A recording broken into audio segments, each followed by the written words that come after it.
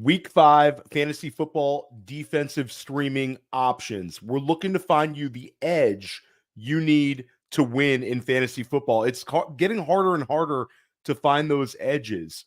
But by streaming a defense that puts up a big scoring number, it might be the difference we need that week to get that 7-point win, that 10-point win, that close win in your fantasy football league. And all season long, I've been dropping these videos. We've had a number of big-time hits. We've hit on a few defensive number one teams. We've done well. And our threshold for rosters is I'm only looking at defenses that are available in 60% of leagues or more. And why do we go up to 60% and not go lower? Because people usually roster only one defense. There's certain times in the season where rostering two defenses makes some sense when we're trying to look a week ahead and there might be that amazing matchup coming up the following week, and maybe we'll beat the rest of our league to the waiver wire, scoop up that second defense. But a lot of times we're much better off rostering a backup running back, somebody who might pop off with an injury or new opportunity. So we're gonna reveal some streaming options for next week that you can stash, but that's got to be specific to your roster. And we're not just out here telling you what we're doing this week. We got to talk about how we did last week as well. And last week was a weird one. Last week we had 6 defenses that we talked about. And we ended up hitting on 2 that smashed. We gave you the Atlanta Falcons. That was one that was available everywhere. We said this is one for you deep leaguers. And Atlanta ends up finishing in ESPN scoring number 2 overall on the fantasy week. Really big number that they put up on New Orleans. Then we gave you the Tennessee Titans. Tennessee ends up finishing like defense number 6. Chicago Bears defense looks like fantasy managers have finally kind of caught up with Chicago. We're not going to be able to talk about them. They're rostered in like 75% of leagues right now. But Chicago last week gave you a top 12 performance. It was not as big of a smash week. Rams didn't exactly like fall flat on their face, but this was still one that we were okay. It didn't necessarily lose you the match. Now that's sort of the good thing. Now the bad thing is we gave you a couple defenses that didn't do well. So I want to own those right now. New Orleans Saints. New Orleans Saints ends up losing to Atlanta. Atlanta offense picked up. That's one where we'll get it back. We're not going to use the Saints defense this week on the road in Kansas City, but the Saints are a defense that we're not like giving up on. They've got playmakers on that defense. They've done well for us this season.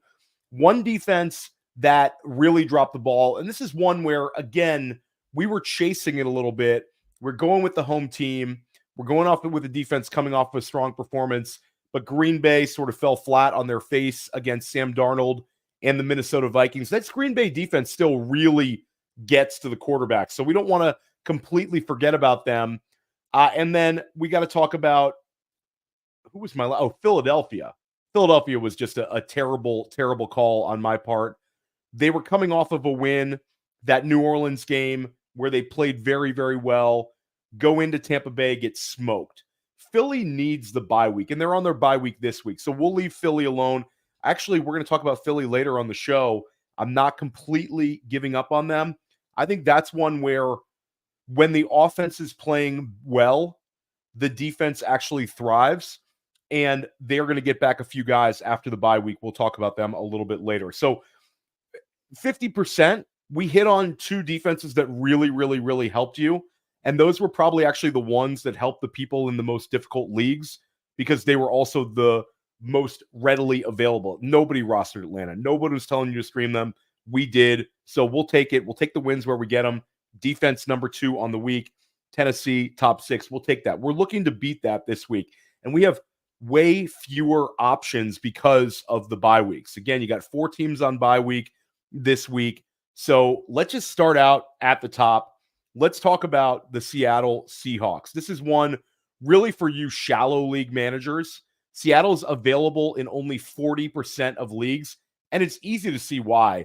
Seattle's a team that we actually used for multiple weeks this season. This is one where we have to keep reminding ourselves that's a weekly game, especially when we're talking about defensive streamers, because last week was not the best one for the Seattle Seahawks. Seattle goes into Detroit, gets smoked. They lose 42-29. Detroit played great, but we're not going to worry about that because this is a weekly game. And the Seattle Seahawks are back at home, and they have been an absolute machine on defense when they're at home. They handled the Denver Broncos. If you recall, this was a game that was a 26-20 win for Seattle, but Bo Nix ran in for like a late touchdown. This is one where they were actually winning by a lot more, and then Denver gets a garbage time Bo Nix rushing touchdown, makes the score a little bit closer.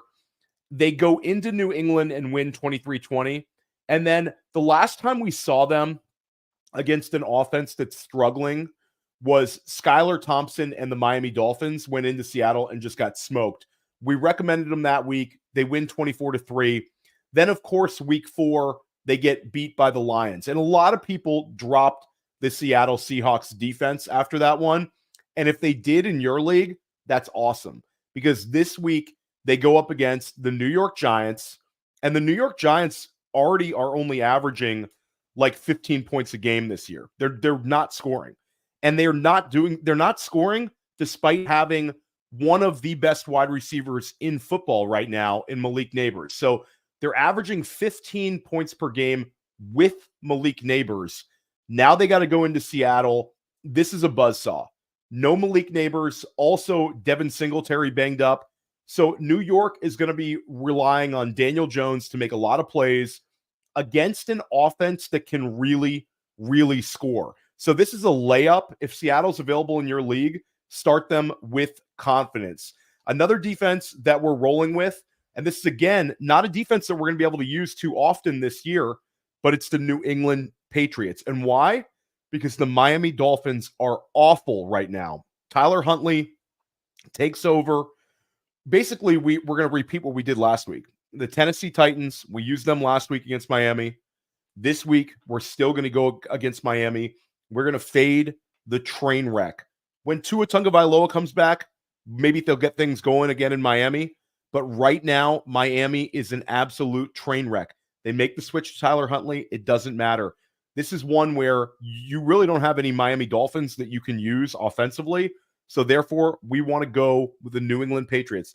And New England, this is one where they're going to care about this. They have Miami coming into New England. New England is a bad team themselves. This is a game where though it could be very low scoring. You have New England averaging 13 points per game, and you have Miami averaging 11 points per game. These are the bottom 2 scoring teams in the NFL. So if your league has bonuses for not allowing a lot of points, this is a game you really, really want to chase. The one caveat is Miami's going to play as conservative as they can because I think that they want to make things simple for Tyler Huntley and not try to not beat themselves as well because they actually have a decent defensive matchup against a New England team that can't score. So that's the one caveat with using them, but this is sort of like a high floor defensive play option. New England is not going to lose you the week by any means. It's can they get that pick six? Can they force that turnover?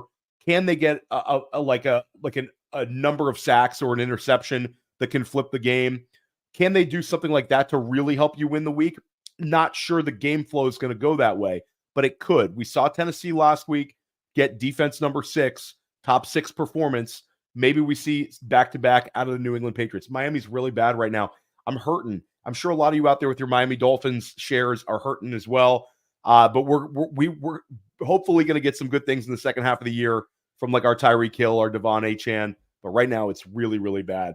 And let's talk about our final defensive streaming option. And look, I'm rocking the t-shirt.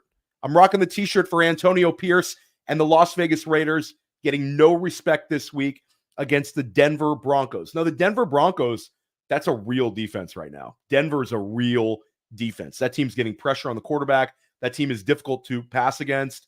They have very strong cornerback play. Denver's a real defense. But at the end of the day, Denver can't score. Denver won against the Jets, but Denver can't score. They win that game 10-9. Denver cannot score. This is, again, This is not rocket science. We are fading bad quarterbacks, and Bo Nix is not a very good quarterback right now. We know he's a rookie.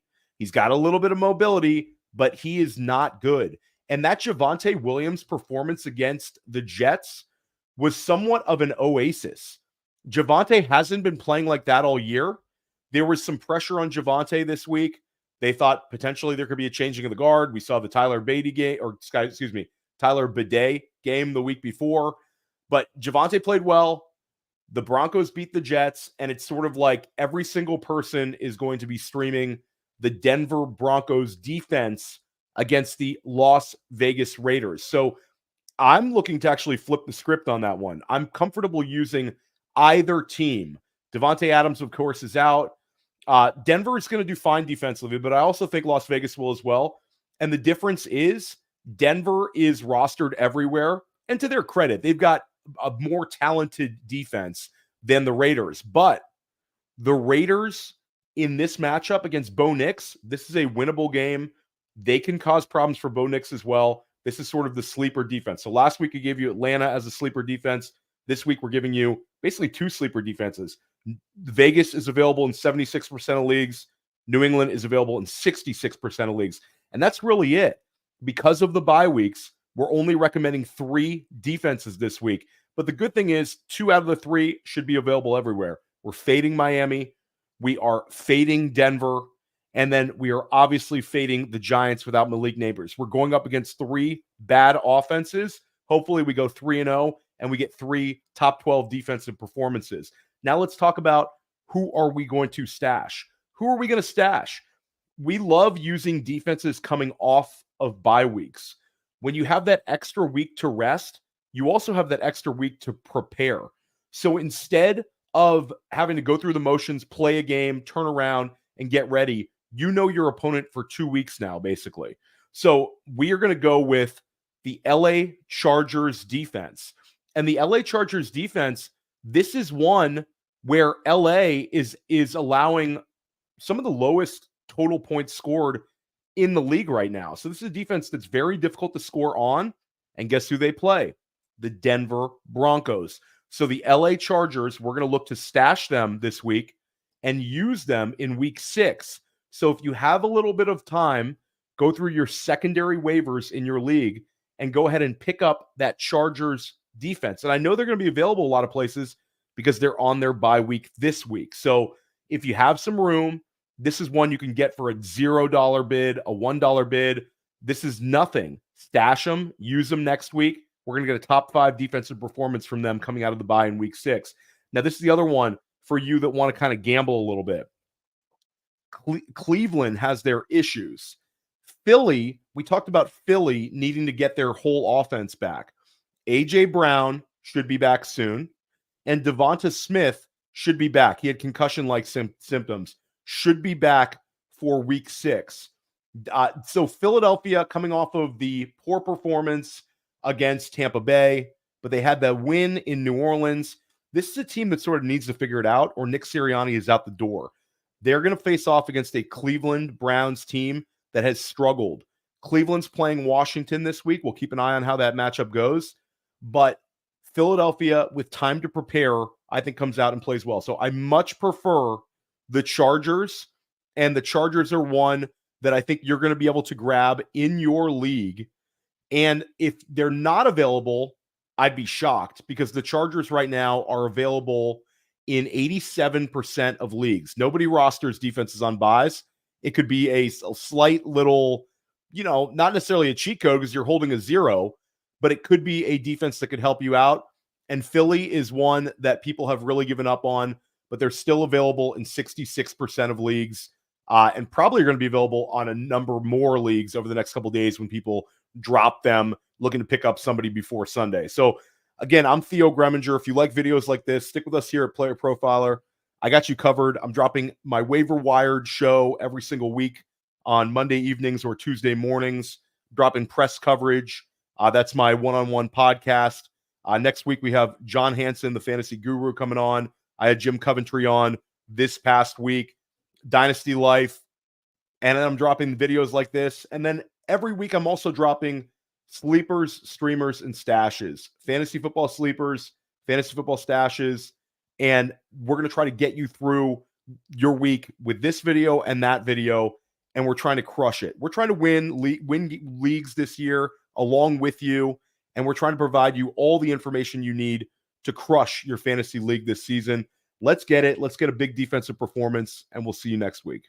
Hey, I want to thank you for being part of this broadcast. If you have any thoughts on it, leave a comment. If you enjoyed it, make sure you leave a like. And if you want to see more shows on the Player Profiler channel, subscribe to it. That's how we know you want more.